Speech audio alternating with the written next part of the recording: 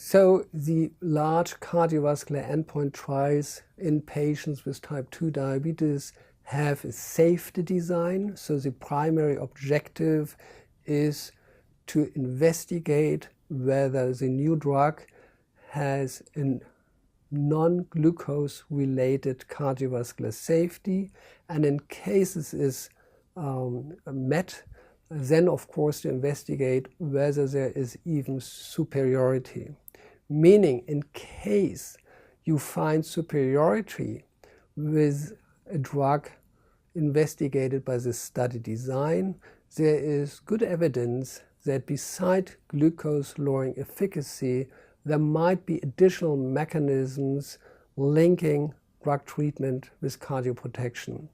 In this respect, there are at the moment two large cardiovascular endpoint trials, one for empagliflozin, one for the GLP-1 receptor agonist liraglutide, which have shown a positive effect on cardiovascular protection.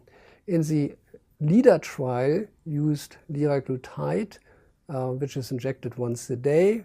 The cardiovascular endpoint, the classical 3 MACE, which is cardiovascular death, non-myocardial infarction, and non-myocardial stroke, was significantly reduced in the relative risk by 13%, and the cardiovascular death by 22%, and total deaths even by 15%.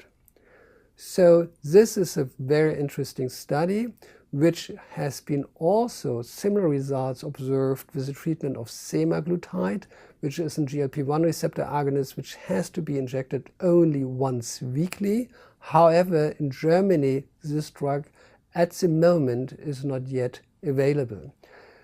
In respect of the SGLT2 receptor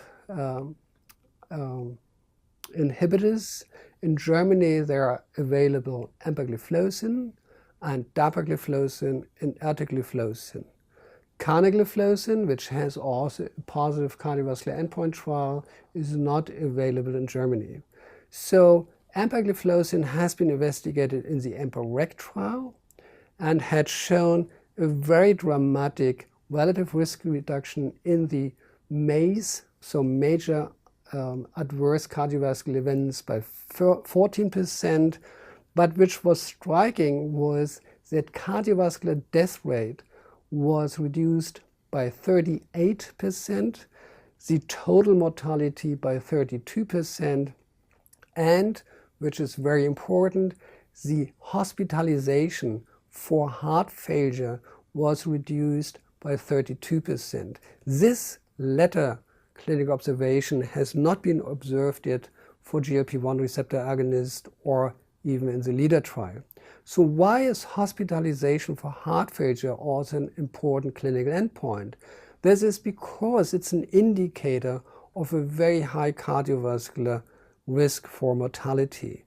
Patients with type 2 diabetes, when they are hospitalized for heart failure, they have a very high risk to die, whatever you do, by about 25 to 50% within the next 3 to 5 years. In case they are older patients, like above 65, observational studies have even observed that the mortality rate is up to 80% within or over the next 5 years. So this is a reason why hospitalization for heart failure is a very important clinical endpoint and has been positively affected by SGLT2 inhibitors in the case of empagliflozin in the EMPA-REG trial.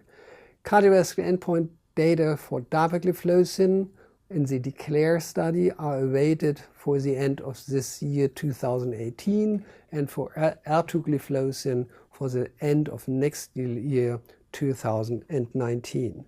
So these are therefore the two large treatment strategies, the LEADER trial investigating liraglutide and the EMPA-REG trial investigating empagliflozin. Of course, there were other GLP-1 receptor agonists have been investigated already. However, they had, besides semaglutide, no major effect was observed in a significant manner on major adverse cardiovascular events.